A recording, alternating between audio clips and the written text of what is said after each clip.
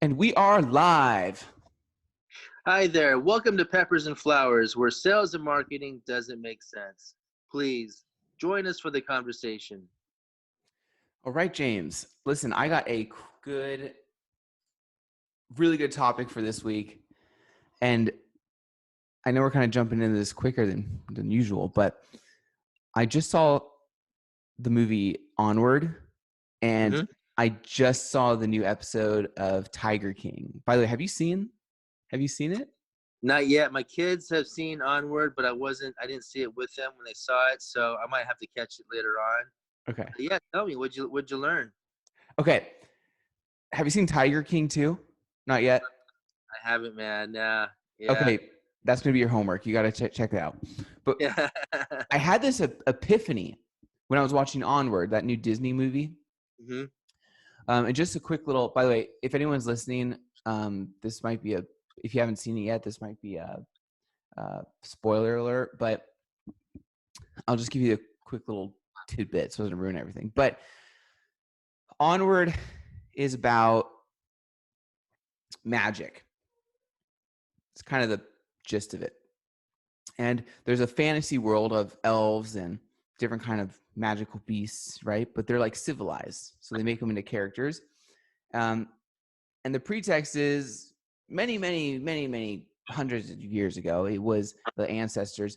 They lived off their magic. They didn't need anything, right? They didn't need toasters. They didn't need ovens. They didn't need any of this kind of stuff that we have today because they would use their magic. But it was but to learn magic took time. You had to master it. It wasn't easy. So to do a simple task like make your bed, you could use magic to do it. Like Mary Poppins cleans up everything. You can use hmm magic, but you have to master it, and that could take years. And it's frustrating. And then one day, everyone starts hoarding around or herding around this one elf in this village, um, and she created the light bulb. And they were all intrigued by it, right? Flipping this light switch on and off, and it would create light. And I thought that was so funny because they had magic. If you master it, you can do anything you want with it. But what happened was this person created the light bulb, and people gravitated towards that because it was a lot easier to do than magic, because they didn't have to master anything. All you got to do is just flip a switch, and anyone can do that. And then hundreds of years later, they became civilized just like we are today, where they created toasters, they created ovens, they created cars, because it's a lot easier to learn how to drive a car than it is to learn magic. Right. And I thought that was such an incredible concept because it's so true. Mm. Like, it is so true. Let me try to put this into words, and I want to hear your opinion on this, but it's kind of like, I usually give examples of cars because I always feel like that's a really good example.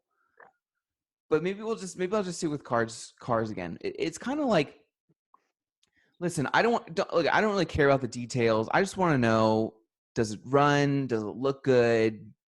Can I take it home today? Right? Like, I just want it to break down on me. That's basically it. Right. Right. I don't care about the engine, the details. I don't really care. hmm Like, I just care about the price. I just care about the reliability. That's it. And it, it's funny because whatever benefit of knowing it might bring you, it's always like, it doesn't matter if you have magic at your fingertips or you have some sort of big benefit. It's almost like people just really care about getting the same result for doing it more easily. I'm trying to, Mm. like, I just watched this movie a day ago, so I'm trying to like conceptualize it to explain it better. Right. But isn't that intriguing? I mean, that, to me, that's just so funny. I mean, honestly, it sounds like functionality is what people are looking for. Hey, does it work? That's all I really care about. nobody really cares about how do telephones work or how do computers work. I mean, some people do, but some people are just like, hey, when I push the on button, does it work, and does it give me the results that I'm looking for? Obviously that technology in general, like, does it just work for me to make my life easier? They're not so concerned about how does it work, or how do I make it better myself. It's just more the functionality, right? Yeah, like if okay, think of it this way. Here, if you have two options, right? First option is James. Um, I'm gonna give you the power of magic. Okay. Hmm. You can do whatever you want. You can fly, you can teleport, anything. But you're gonna have to figure out how to master it. Because once Hmm. I endow you with this power,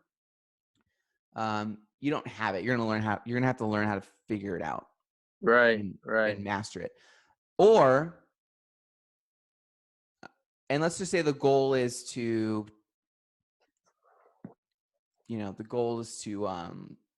make a phone call. Use your Hmm. magic to make a phone call to a friend. Okay, you have to master and figure it out. Or I'll just give you a phone. Actually, more specifically, I'll give you a new iPhone and you can just use that. Which one would you like to do? Hmm. You might get excited and say, well, I want the magic because that'd be cool. But then you might do it and you realize how frustrating and hard it is just to do a stupid little task. Uh, You might regret it and want the iPhone. Or right, you might right. go, I don't really have time or really want to deal with that, or be looked at as a weirdo, or have Hmm. society throw me out. So I just want the iPhone. Right. Fit in. How do I fit in the best? How do I look like everybody else out there, carrying the same thing, looking the same thing, having the same thing that fits in with other people. Right. Well, another thing too is there was this man who created the Segway. I forgot his name, but there's this guy, the creator of the Segway, in the 90s or something, early 2000s or whatever. This goes along the same thing. He created a distilling machine that could take any water source, doesn't matter how contaminated or clean or anything, take any water source and convert it into clean drinking water anywhere in the world.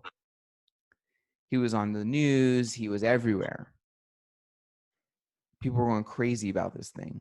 Mm-hmm. But if you think about it, where the heck are these machines? Actually, he was the guy that designed that new Coca-Cola touch screen font Okay. too. Right. But the point is, where are those machines, right? Don't you think we'd have like no one ever being thirsty in the world again?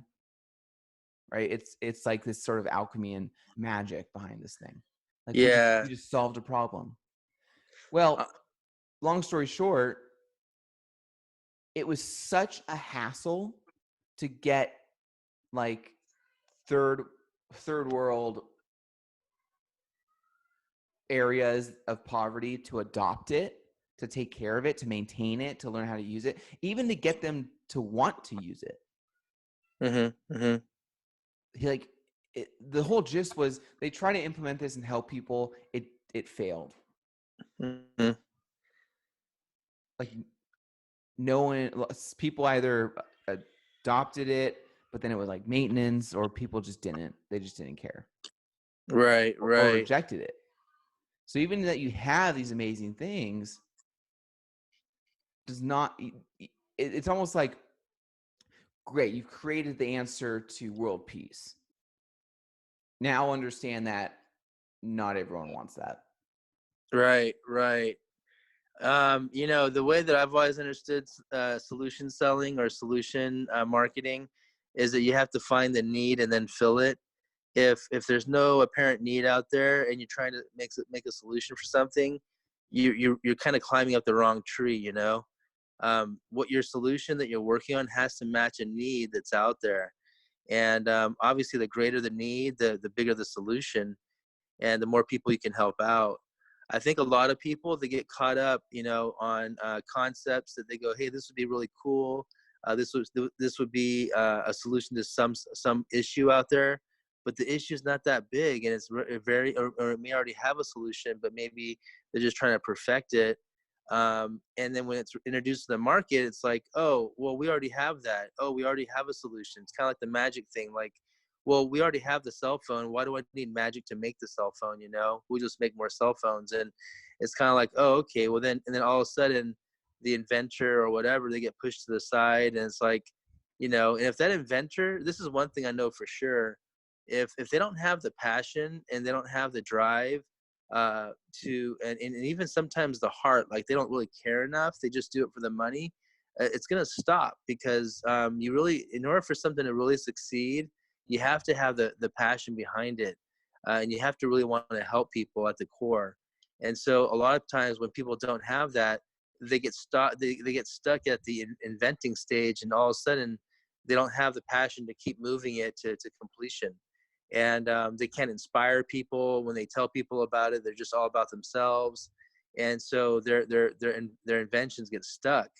And you know, if that speaks to anybody out there who's trying to come up with a new concept, you know, just be aware that have the passion behind what you're doing, and when you do, it'll show when you talk to people. Yeah, even if you have something that solves a major issue or problem or whatever it is, there's still a risk that no one wants it. That still happens. Um, Another example I have is, okay, do you remember hearing about the Area 51 rush? Area 51 restaurant? Rush. Oh, Rush? No, what's that all about? Okay. Oh man, James, this is such good stuff. Okay, I gotta share this with you. Okay. Uh, there was this guy. I'm horrible with names, so I forgot his name. But there's this guy Yeah. who went on Facebook, I believe, at first, and he created a Facebook page about building hype to storm Area 51 high security base. Because Mhm. the concept was, we're tired of secrets. We know there's aliens. We want to get a big mob of people, hundreds of thousands, and just rush and jump the fences and get inside and see what we can see, because they can't stop us. They can't stop 40,000 people running straight at them, basically. They're going to overwhelm the security and get inside. Mhm.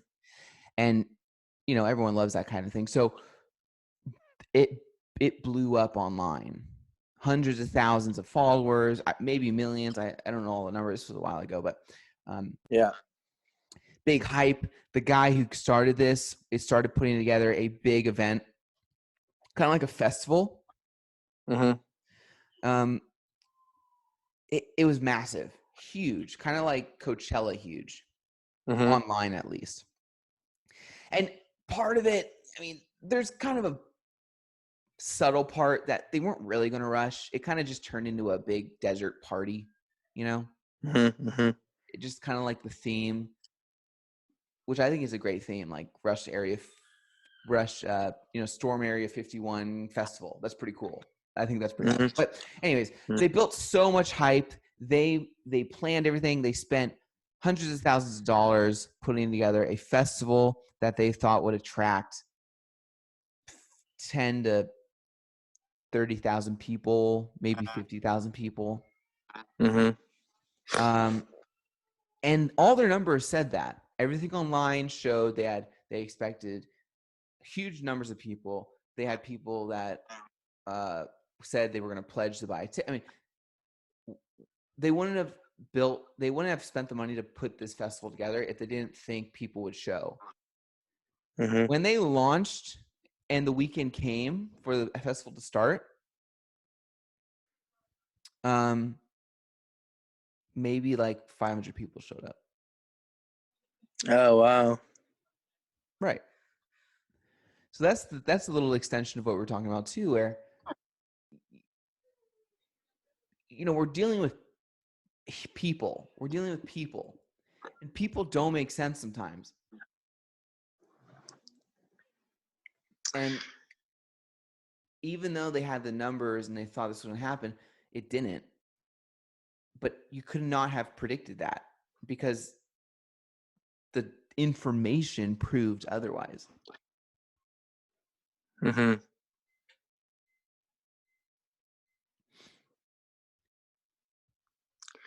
So what was the end result of that then? So 500 people showed up, and what happened? Well, I think at the end of it, like there were businesses there that had booths. They had a DJ, they had a stage, they had food. They were expecting tens of thousands of people, and only Hmm. like a couple hundred show up or something like that. Right, right. So my point is going back to, like, you might have a great idea, you might offer magic, you might offer a system that filtrates the world's water so no one will ever die of thirst again, and you Hmm. might create this really new cool big hype Area 51 storm thing, and no one wants the magic, no one wants the filtration water system, no one wants to go to the festival. Yeah, Do you see yeah, what I'm that's saying? right. Well, yeah, I mean, a big part of that is timing, because you have to remember too, a lot of people who invent or come up with new ideas, these people are kind of on the forefront of thought and knowledge and all that. And they kind of have a handle on things of where society is, where technologies are, and what's the next step. And so I think what happens is sometimes these people are a little bit further ahead in the game. Like they're just kind of like they put so much thought and energy into things that they come up with a solution that's already 2 or 3 steps ahead of where people are. And so when you introduce it to people, they're like, yeah, that sounds cool, but it doesn't sound realistic. It doesn't sound like it's going to happen. Yeah, yeah, for um sure. For sure. yeah, and Even that's well, and that's even like they also set themselves to situations that a lot of people don't want to get into, which is ridicule and uh I can't, what like all the hate mail and yeah, humility. I mean, it's just all stuff that people don't want to go through, right? So they right. know every time they come up with some new crazy idea that they believe in, they're signing up to just get the world's fist in their face, Absolutely. Yeah. especially if they fail, because people will go to them and go, I told you so. I told you, because they're trying to be correct in the situation. So it's, yeah. But Yeah. again, a lot of times they don't really know necessarily, you know,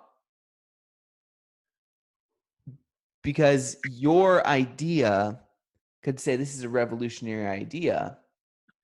You know, Amazon could have failed. Amazon Amazon is a new wave of like online, right? They're just a Mhm. behemoth. But it, I think they had a good enough chance not to succeed as well. Like not Mhm. to have. Yeah, you ever it's like when the space shuttle goes to outer space and lands on the moon, it's like there's that thing called constant course correction. It's like, it's always kind of off course a little bit, and so they always have to bring it back on course. And they say that it's actually off course more often than not. And so it's like to land successfully though, they have to Oh. constantly correct, as they're going to the moon, but eventually they finally make it there, right? And so I think it's that kind of the way for people too, entrepreneurs. It's this: I want to start this cool idea, I want to have a business, and I want to help people. I have a solution to a problem, but like, how do I get to that solution or to that success where I'm actually doing this right and enjoying my business? And like, people are constantly correcting. It's like they try a product, it fails, they try it in a certain market or an area and it fails. Maybe they invest a lot of money, they lose a lot of money, but then if they stick with it, I really believe if you stick with something, and it because if you share with enough people and they're like, yeah, that's a great idea, go for it, then you stick with it, I really feel like it'll work out. And you just have to go through that constant correcting phase of making it work. Well, I really like that. Yeah, I like that a lot. yeah. Constant correcting, heading to the moon. That's really cool. You should coin Hmm. that. I really like Yeah. that. Yeah. Yeah. Well, Yeah. well, So yeah, I mean, see here's another thing too. Another thing is I agree with you. I agree. I think I think the key to things is being able to stick through it. Uh, mhm. I would say we probably have this. It's not really a problem. I just think it makes things more difficult for people. Where we have all these gurus, training programs, and a little dialogue before I get into this is uh, we have all these training programs, people masters of that, masters of this. They're trying to like learn to be a millionaire, run Facebook ads, do courses here, courses there, webinars. It's a new wave of education, but it's not like they're bad. You learn from them, right? And there's sometimes there's some people who do it and just it's a way you're just like this is horrible. Some that, but regardless, like you still learn from it. You know what I mean? There's still good resources. Right. But anyways, my point is the main factor they're selling is like get rich quick. It's like the new MLM thing for online business. All right. Mm-hmm. And I think it really kills a lot of good potential in people. Because what happens is there's not a lot of things you don't it's really hard to have a program of some sort or service and say, look, this is going to take a long time, right? And you might fail. But what happens is they show the highlights. They show like, it's like Instagram does this. Not Instagram itself, but the users. They show their top performing clients that got lucky or they hit the right person at the right time and they made $40,000 in 1 month of starting the program, right? Mm-hmm. So they show that the program works. And it might work, but it doesn't work like that typically. And so they totally eliminate the long-term strategy and only sell you the 30, 90-day strategy. You see? And so Mm-hmm.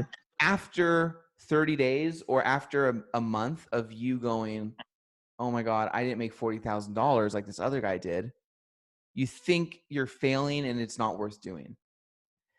And then you go get a day job or something, which is fine. There's nothing wrong with day jobs or anything like that. I'm just saying, like, you decide to give up on what you would want to do because you don't realize that it's like, no. Samantha, you can achieve what you want to. You just need to stick Yeah. with it. You have to keep doing it, keep pushing. Yeah, there is something there that relates back to the movie Onward that comes to my mind. Um, it's like when you have these kind of companies putting out these programs that help you make money at home and make money quickly. Like when people buy into those programs and they subscribe to them, they try them out. They could get like a little success, maybe a little bit of increase or maybe some traction, but unless they fully believe in themselves, kind of where the magic comes in, unless they fully believe in themselves and their abilities, and this kind of program they buy into is simply a means to express themselves, I don't think they're really going to hit it big. It's kind of like, hey, in that movie, it's like, yeah, we created the light bulb, just turn the switch on. Okay, I could do that. But unless they kind of get deeper into the solution, go, how do I make a light bulb? And maybe I can make it even better than the previous light bulb, with this magic.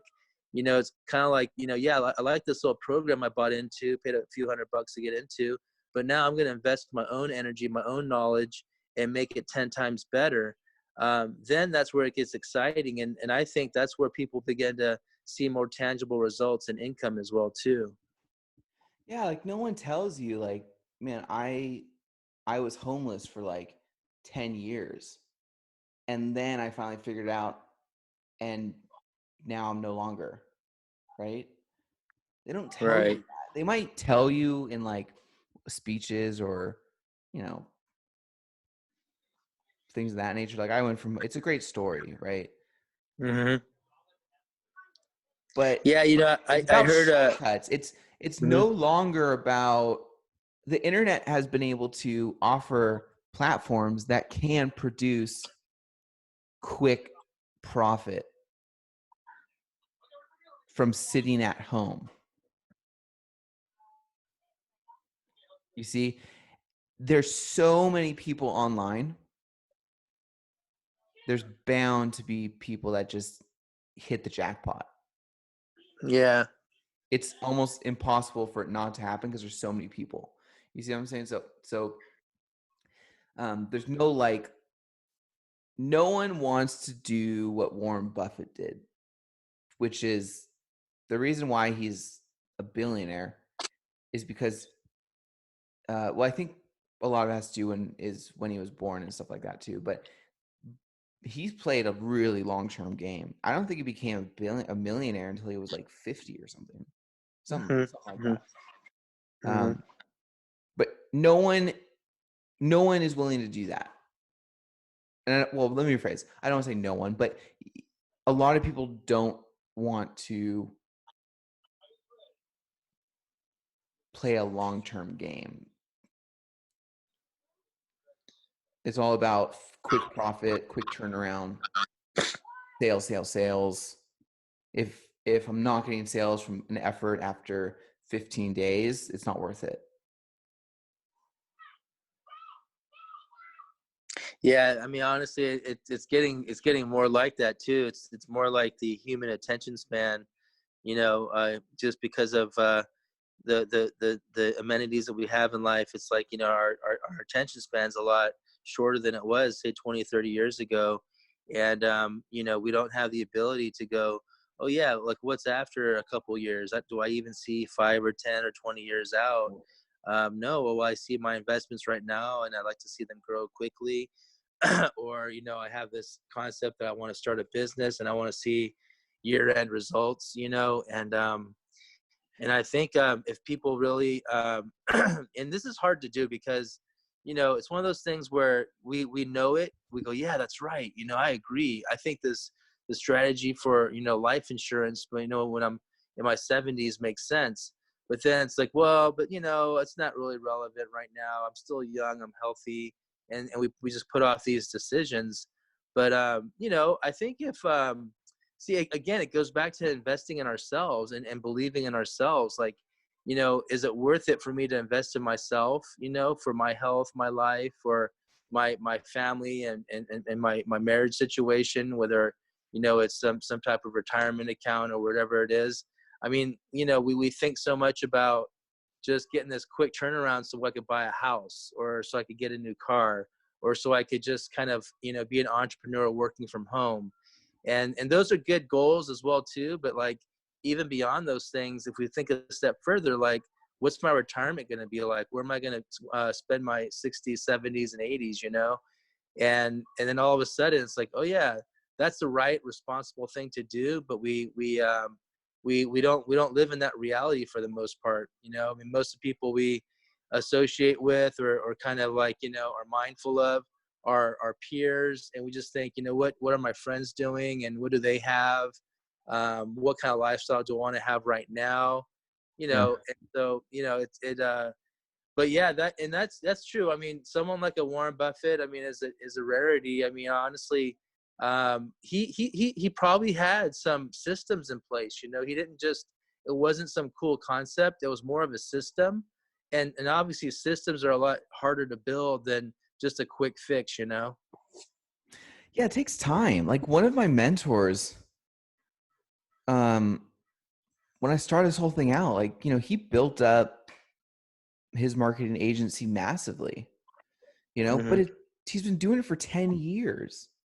Like when I was out partying in my early 20s and just being like a wild child, Hmm. because we're about the same age, he was home. I mean, come on, he's not like a antisocial dude, but so he probably had fun too. But for the most part, he prioritized his time and invested it into building his agency up. You see, so Hmm.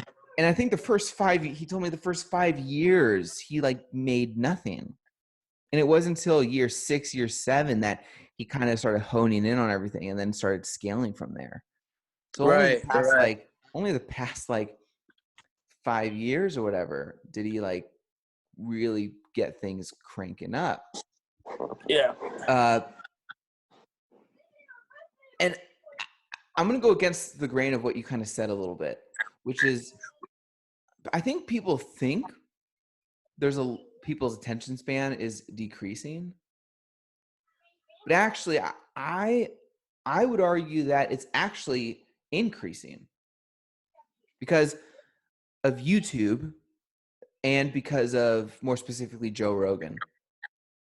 Mm. Okay. So I love examples. So let me just quickly say this. Television, okay, it's expensive. It's highly filtered, highly edited, because they have to put things within 30 minutes or an hour time frame, whatever the time limit is. Okay. So, and someone owns that show, which means it's even more filtered. So they want them to say certain things, not say certain things, whatever. All right. And so when you watch these shows, they're highly edited, they're highly scripted, because they have to be. They can't just be free. It's just too much money being spent.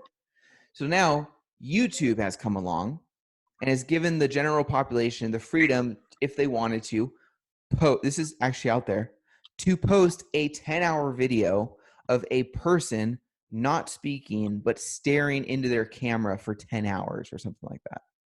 Right, right. You can do that. And there's probably people out there who actually spent the time and watched the entire video. And now, more specifically, it is totally free to upload a video to YouTube. Doesn't cost you a dime. And actually, if you get enough views, they'll pay you. So Right, right. there's this reverse concept, and people actually prefer YouTube and watch less TV because they prefer the non-edited. They like more of a raw truth to their content. Right. I'd rather watch some girl in her bedroom talking about Instagram tips or whatever it might be, or their pets or whatever, than watch like the news or watch some television show. Right. Yeah, no, to that extent, you're right. Like, I mean, my kids, obviously, they're on YouTube all the time, and they could watch like in the whole series of like a certain program and finish it. Like, in that regard, yeah, attention span is great. Because the channels are more entertaining. They're, just overall, they just kind of keep people's attention. Because that's the whole point of it. You know, and there's like this thing called Go Noodle. It's like this, entertainment thing for kids. It helps them to learn, but it's like through exercise. And so they're doing like jumping jacks and learning the alphabet or something, And so it's like, it's pretty cool. They have programs like that. But I mean, I guess like for me, like, I guess what I mean by attention span is like, not so much like the sheer volume or amount of information you could take in at a certain given time, but like, just like the ability to focus on your own life and go, have I thought through my 20s, my 30s, my 40s, and all the way up till, even till you pass away. And I know some people do it, and they got their wills all written out and all that stuff. And, they have everything figured out to a T. But I mean, what's the mass public doing? Do they have all those things figured out? Have they had all those hard conversations? When you talk about ownership in a business, do we talk about what percent belongs to who, and how does that all get filtered out at the end? And because I don't know. I mean, some of the more mature conversations that need to be had and maybe should be had, they don't happen, because we're just so fixated on the here and now. Even now with like, I mean, I don't want to talk too much more about the coronavirus, but I mean, with people passing away and, we're looking at the passing of life now. And it's like, yeah, do I think more about what my life is like now, and the value of life and the brevity of life, and what happens even after life? It's like, I think these topics are more on people's minds now. But it brings like a sober kind of a mentality to the game now, to like, life isn't all just fun and games, although it's great to live a full, adventurous life.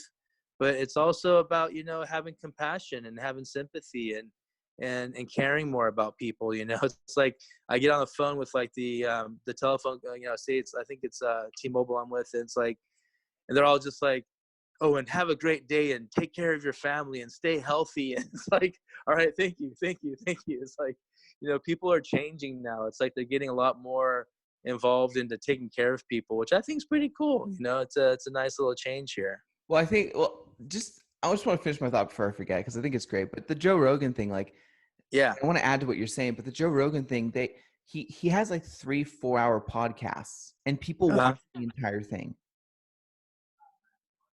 on YouTube Right.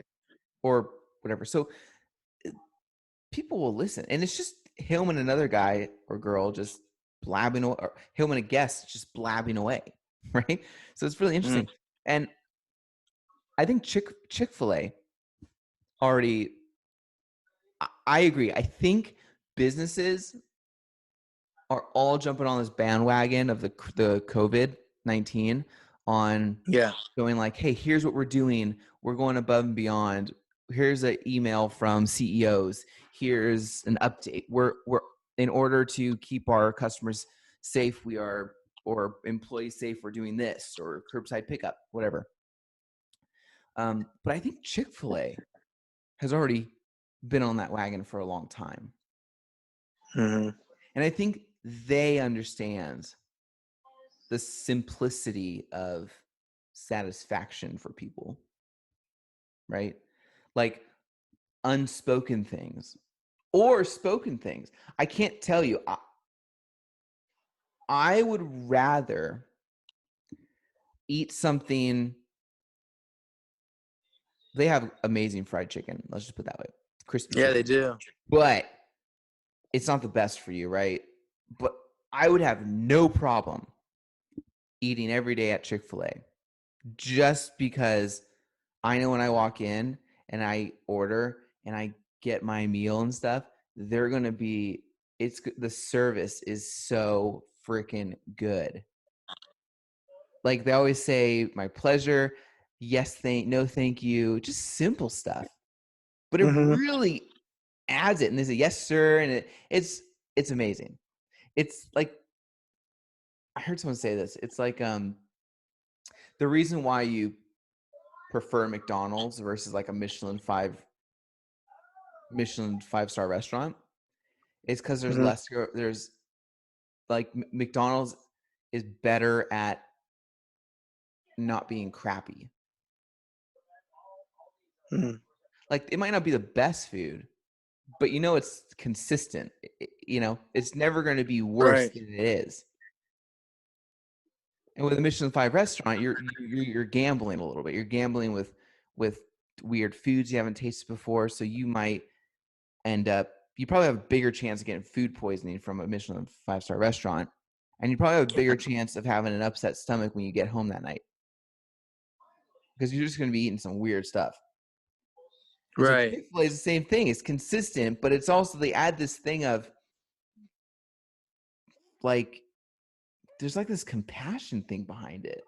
I haven't thought too intently about it, but their manners and their service, they're already on that like bandwagon that I think businesses will start doing more now.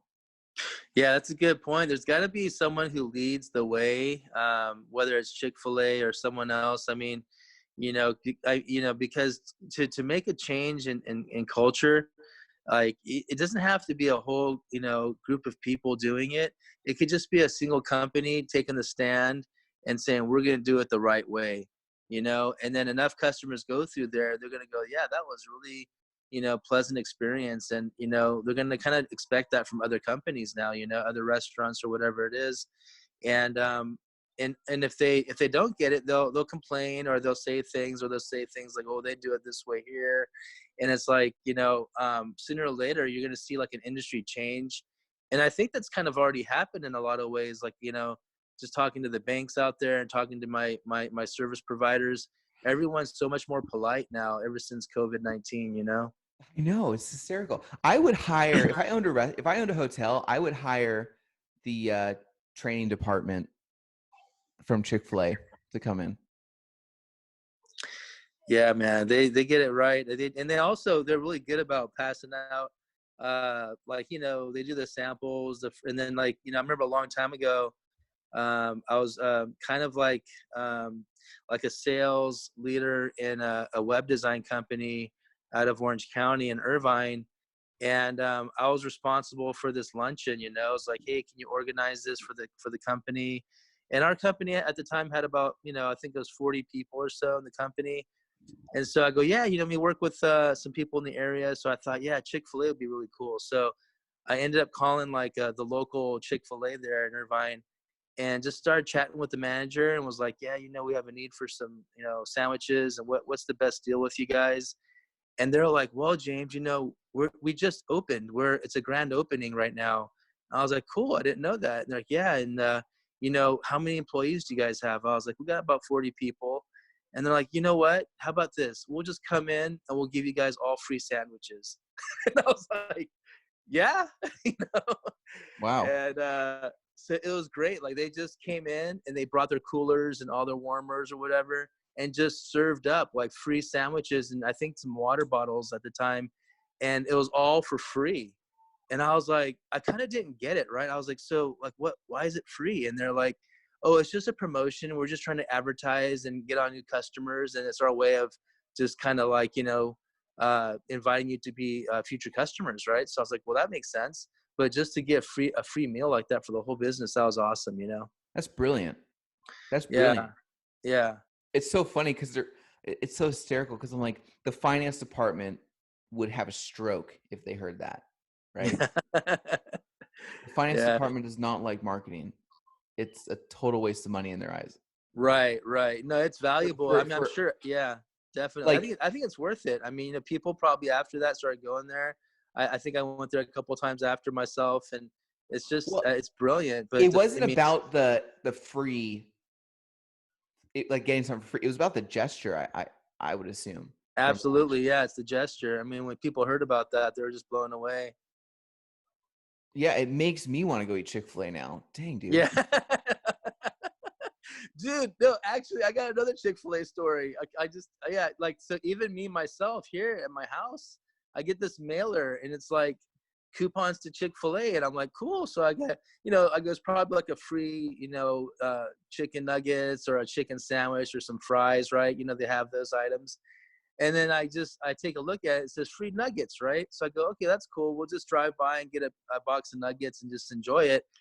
And I was just thinking, not a big deal, right? We'll probably order extra items for the meal and have a full lunch for me and my family. So we drove there, my SUV, we get there, get to the drive-through. And then I look at the coupon a little closer and it's like a free 64-piece chicken nugget meal. And I was like, what? Is this right? So I go, yeah, I got a coupon here. I think it says 64 nuggets. They're like, yeah, that's the special that you got. So I go, what? So I give them the coupon code and all that. Oh Go my God. pick it. 64 pieces. It fed us all lunch and dinner. I'm like, Holy dude. crap. 64? Yeah, I was like, what? So it was just off the charts. I just never expected that. Oh my God. Take that, man. That's like 64 nuggets. I mean, I must have had like 30 nuggets that day. I don't know. Holy But crap, dude. I freaking love Chick-fil-A. It's so funny. I yeah. I I don't know. I want to touch base on one more subject. Yeah. Um, I have this weird relationship with healthcare. I love it and I hate it at the exact same time. Mm. I love healthcare because it's such a unique and interesting sector. It's a weird child of industry, right? It's just strange. It's a weird thing. And it seems to be so damn complex and complicated and just a pain, right? So I really like it for that aspect. I really Mm. don't like it because I understand it's a government. It's regulated by the government, so it's really difficult for things to happen or be implemented because they either take so long to get approval or there, but then there's like patient security. I mean, there's so many things to it, right? But my mind's going crazy in just all the little aspects of healthcare. But on the other side, so that's why I love it. It's so complex. What I don't like about it, it seems that hate to say it's blanket statement, but it seems to me that it's very tunnel visioned.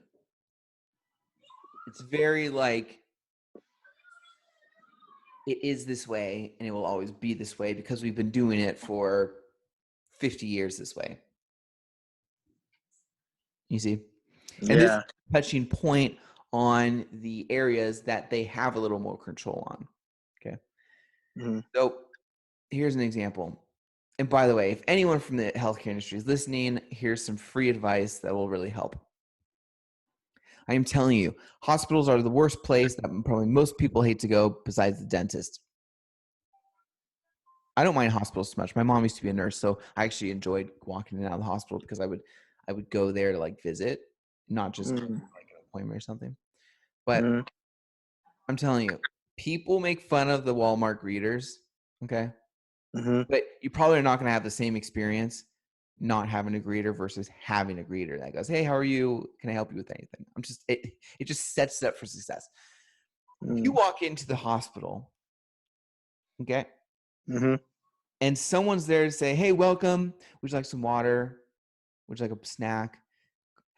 Do you need help going somewhere? How are you today?"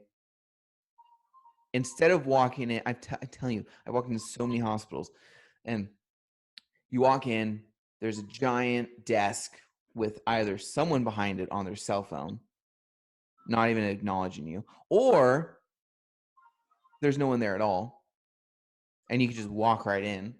That still happens, by the way.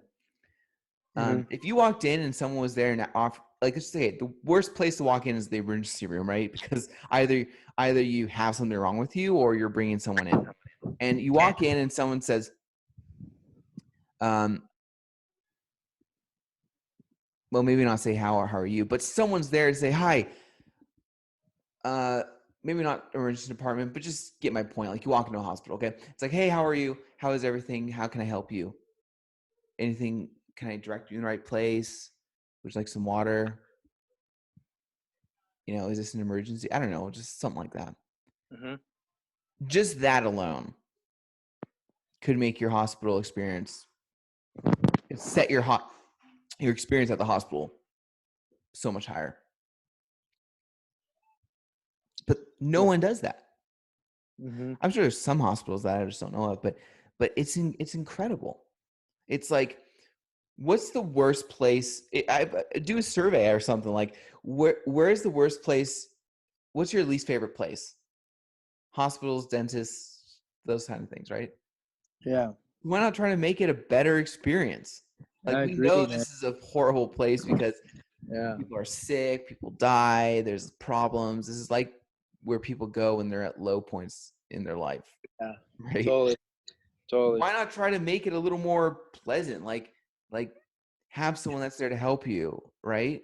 Mm-hmm. Or like, here's another thing too. I walk down halls and like doctors and nurses walk by Mm-hmm. and they incorporate their workplace to their floors or office.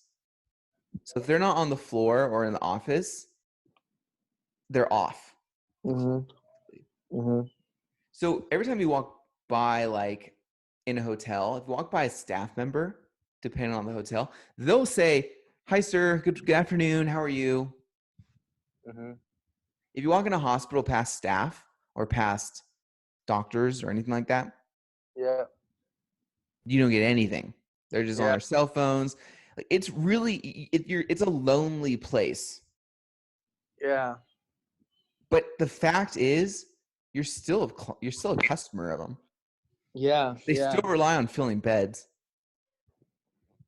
Like hospitals don't want you to be sick, but they kind of Right. do.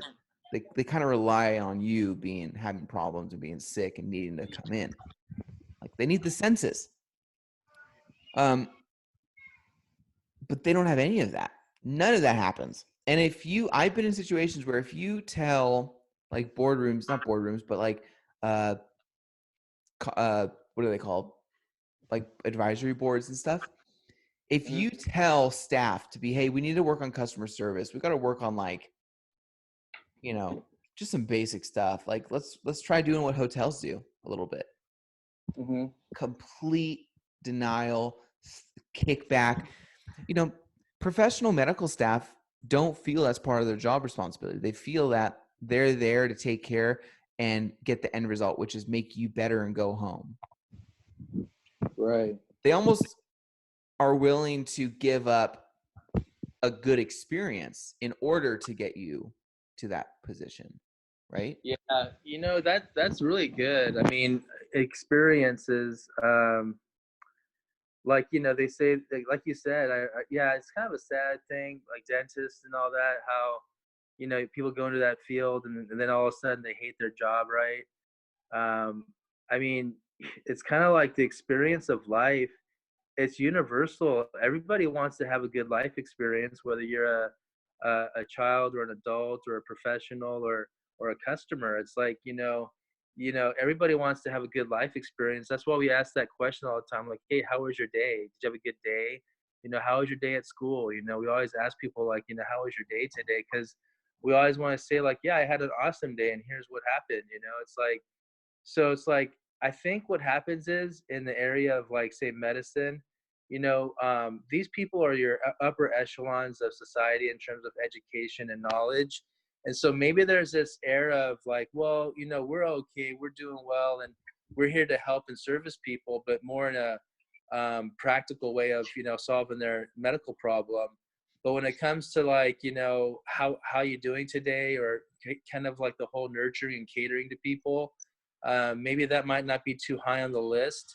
It's more of a practical service, and so they don't really put value there, or dollars there even. And it takes someone like a customer, or a bad experience, or someone coming in from the outside to say, look, I want to write a survey and give you some feedback, because this is my experience, and can you guys fix this, right? Yeah. Yeah, I mean, honestly, like, it could be that way. And like, I've always wondered, like, how do mortuaries handle that kind of job? Because, like, Oh my you know, God. it's like, Mortuaries. Dude, you've been to one, right? yeah, I've been to, yeah, I've been to funerals. I've been to, I mean, How was your experience? well, it just depends. Like, I go up to Rose Hills off the 605 there, and we go up there. My mom passed away many years ago, and so I take my family during Mother's Day. We go up there and we buy some flowers, and we kind of stop by her graveside, and we have a little ceremony of just kind of sharing things, and putting the flowers down nicely and talking about my mom, and just like when I go there, it's a good experience. Overall, they everything is always pristine and nicely trimmed, and the people, like the information people, are really nice, and I get the flowers and all that. It's always been a good experience, as far as that goes. So I mean, I've been pretty happy with it. Yeah, I've been to a few mortuaries because we've had a few people pass away in our family past like 5 years or so. Maybe last couple 6 years, something like that. Hmm. I think twice we did ceremonies at one mortuary. I got to tell you, it's kind of a weird time because you go to a service for someone who's passed away, right? But when I walk in, my God, is it an incredible service, right? I walk in, the staff's there, they greet you, they say hi, welcome, my condolences. It's not like we walk. I think healthcare is the equivalent of walking into a mall with a serious problem with yourself. Uh-huh. Like, I have a problem. Okay, walk into a mall, right? There's a ton of stores everywhere, which you could call departments or you could call offices. And it says, good luck. No one greets you when you walk into a mall. Not that they have to, but I'm just saying no one greets you when you walk into a mall. No one Uh-huh. helps you or greets you when you walk into a hospital. And you might be like, I have this stomach pain. Where the heck am I supposed to go? Right, You're right. like, I have to walk to the other side of this huge building. I think that's the perfect example. Yeah. Like, I've never been in a Walmart, right? It's like being in a department store and you can't find someone to help you. It's the worst thing ever. And you Yeah. won't buy anything sometimes because of that reason. You know, there's something Right. weird about it. Like, where are their employees? I have no idea. Mhm. Mhm.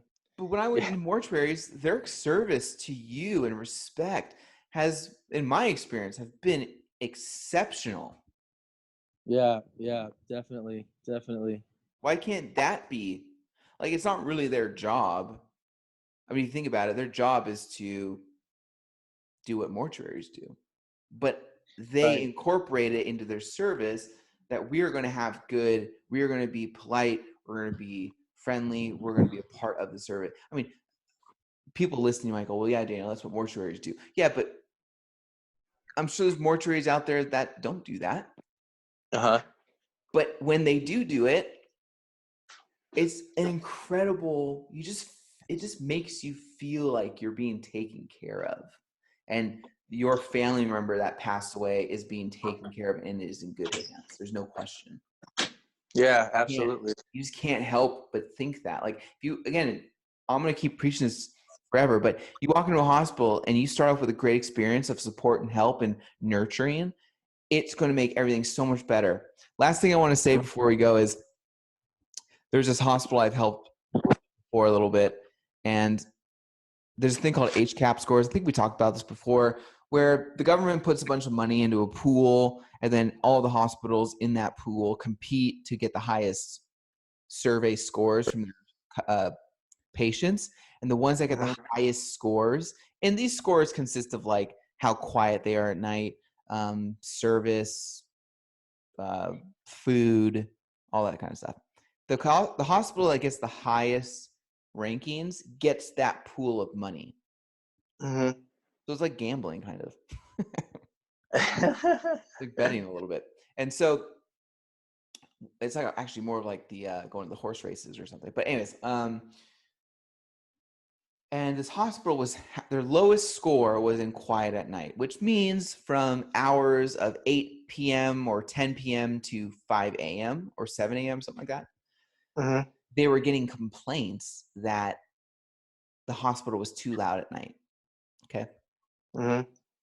Now, they spent a ton of money buying carts and chairs that had all these carts and chairs and new equipment had like quiet rollers on them. So they would roll really silently.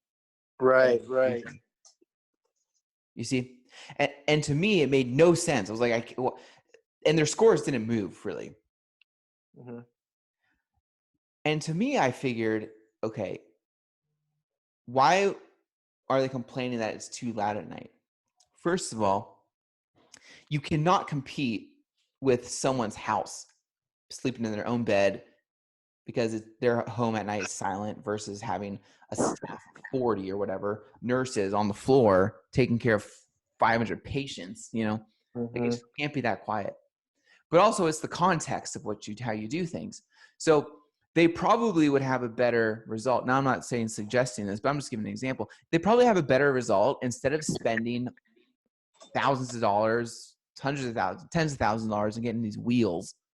They could have done a set in the context and said, hey, listen, we are upgrading our floor. We unfortunately are going to have to do it at night.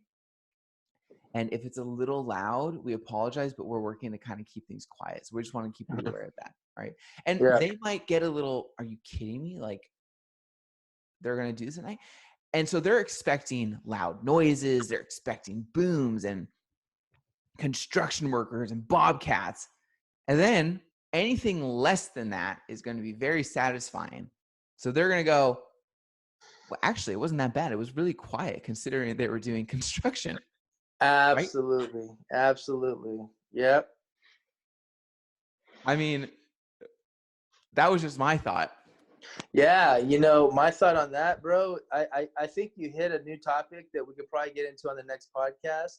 But I mean, communication, right? Communication is key in any environment where there's people, whether it's a marriage, talking to your kids, talking to a customer.